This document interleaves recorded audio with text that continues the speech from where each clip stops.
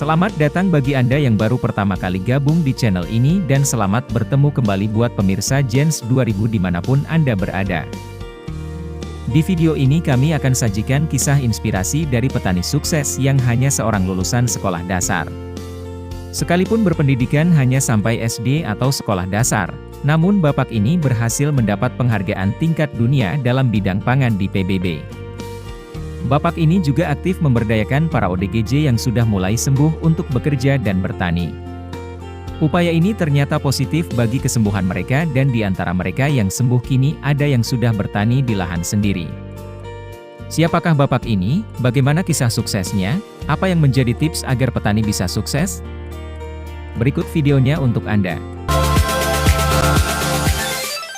Perkenalkan, nama saya Ulus Firmawan dari kelompok Tani Baby Friends Farmer Group Gapoktan Wargi Panggupai yang beralamat di Kampung Gandok, Desa Sunterjaya, Kecamatan Lembang, Kabupaten Bandung Barat, Jawa Barat.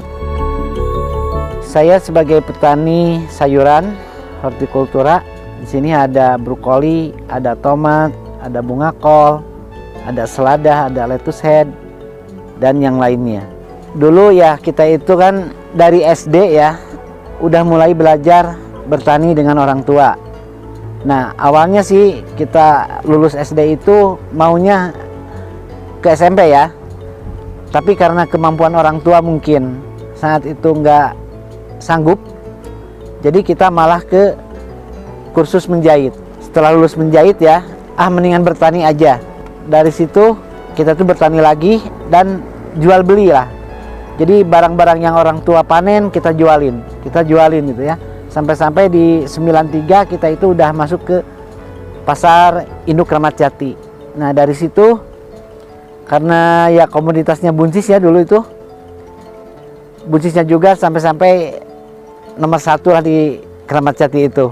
Kita itu berangkat jam 6 sore, datang jam 12 malam karena nggak ada tol kan waktu itu ya, masih jalan Subang.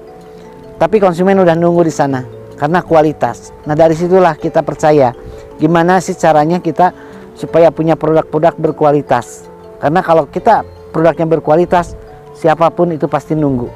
Alhamdulillah, salah satunya tip untuk kita bisa nembus pasar, baik itu pasar modern seperti supermarket atau pasar ekspor, ya kita harus menjaga kualitas. Itu yang terutama, kualitas dan kontinuitas, karena pasar-pasar modern itu tidak bisa menerima sayuran yang tidak kontinu dan tidak berkualitas. Jadi gimana caranya kita budidayanya harus menghasilkan produk-produk yang berkualitas. Satu, rendah residu pestisida. Jadi kita itu tidak menggunakan atau tidak banyak menggunakan pestisida kimia atau pupuk kimia. Jadi lebih ke pupuk organik. Itu yang harus kita pahami. Kenapa? Karena di situ ya persaingan juga sangat ketat, apalagi untuk menembus pasar ekspor. Contoh kalau kita kirim ke Singapura aja, setiap hari itu pasti ada pengecekan residu. Jadi kalau misalnya melebihi ambang batas yang ditentukan oleh orang Singapura, itu langsung di backlist, di pita merah dan itu tidak bisa dipasarkan. Nah makanya kita harus bikin SOP-nya seperti apa, ya harus mengacu ke SOP. Nah alhamdulillah kita juga di 2014 itu udah tembus ke pasar ekspor untuk Singapura, dan dapat penghargaan juga dari Kementerian Pertanian komoditas yang berdaya saing. Itu baby buncis ya, yang waktu di 2014, 2015 sampai 2016. Nah, di 2017 kita dapat penghargaan dari FAO ya, pangan. Kenapa sih kita dapat penghargaan dari FAO? Karena kita budidayanya yang ramah lingkungan. Salah satunya itu, jadi kita itu sangat peduli terhadap lingkungan dan tanah yang kita garap itu, karena mikirnya gini, kalau kita misalnya pakai kimia terus, anak cucu kita mungkin kedepannya tidak akan bisa bertani lagi. Kenapa? Karena semuanya juga paham dan tahu kalau kebanyakan pakai kimia, otomatis tanah itu nggak subur lagi, malah jadi tandus. Nah, kita memberdayakan khususnya petani-petani di anggota Gapoktan dan sekitarnya yang datang ke kebun, kita edukasi dengan pemakaian pupuk organik. Kenapa? Karena kalau pupuk organik itu semakin lama tanah pasti semakin subur. dan insya Allah anak cucu kita juga bisa menikmati lahan kita itu nanti untuk kedepannya makin subur. Seperti itu.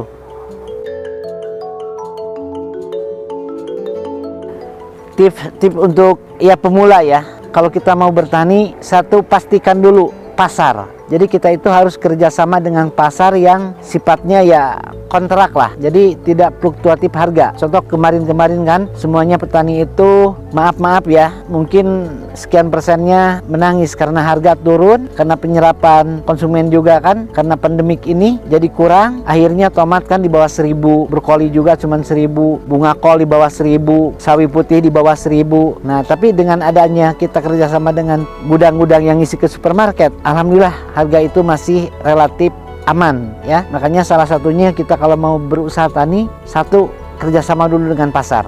Kedua, untuk keberhasilan di sektor pertanian itu cuma ada 4 sebetulnya ya.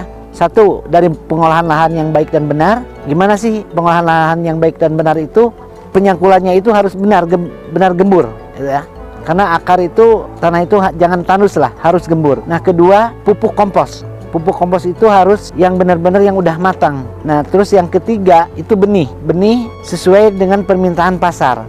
Jadi kalau misalnya pasar supermarket mintanya tomat yang lonjong, ya kita tanam yang lonjong, jangan yang bulat. Seperti itu. Atau misal ada brokoli kan, brokoli jenis bejo, ya kita tanam yang bejo gitu. Jadi sesuai dengan permintaan pasar. Dan yang keempatnya yaitu kita pasar yang jelas, pasar yang udah bisa kontrak. Insya Allah dengan adanya 4 ini, insya Allah itu petani maju. Nah alhamdulillah kita juga ini lahan RSJ ya, Rumah Sakit Jiwa yang ada di Bandung Barat. Dan kita juga tidak hanya untuk bertani aja di sini, justru kita itu lebih edukasinya dengan OGDJ ya. Mereka yang udah sembuh kita tarik untuk diberikan bimbingan atau pelatihan di kebun. Apa sih bertani itu? Cara bertani itu seperti apa?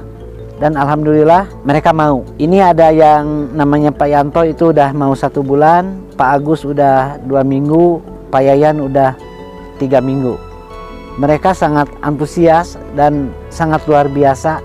Mula-mula dia itu datang ke kebun dengan ya darah dinginnya gitu kan, tapi sekarang udah sangat luar biasa. Jadi seperti kita aja sih, bahkan mereka itu semangatnya sampai-sampai mau buka lahan sendiri karena udah merasa percaya diri, tumbuh percaya dirinya, merasa udah mampu untuk bertani. Seperti itu alhamdulillah. Mudah-mudahan doa dari semuanya kita terus, bukan hanya OGDJ aja ya, misalnya orang-orang yang tidak mampu, misal ayo datang ke kebun Waragri namanya ya. Di sini tuh yang di Cisarua itu kebun Kampung Waragri, Gapoktan Wargi Panggupai. Pesan untuk petani muda semuanya, ayo kita semangat di pertanian ya. Jadi jangan mikirnya gini, ngapain sih jadi petani? Itu kotor, dekil atau gimana ya.